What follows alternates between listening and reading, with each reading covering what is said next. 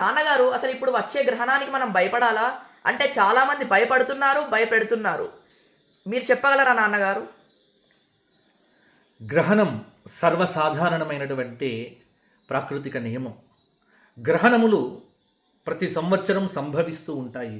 గ్రహణమును చూచి ఎవరూ భయపడవద్దు.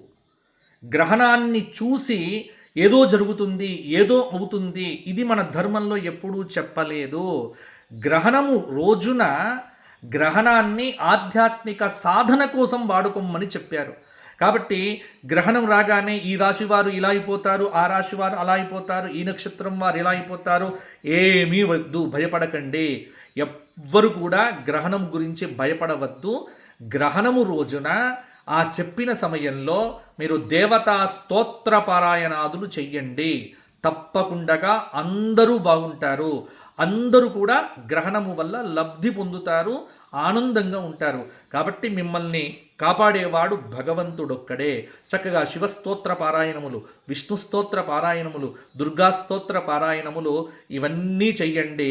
హేతువాదుల మాటలు పట్టించుకోవద్దు, అలాగే భయపట్టే వారి మాటలు పట్టించుకోవద్దు. హాయిగా భగవత్ చింతన, భగవత్ ధ్యానము, భగవన్నామ స్మరణ చేస్తే గ్రహణము భయపెట్టదు, అభయాన్నిస్తుంది.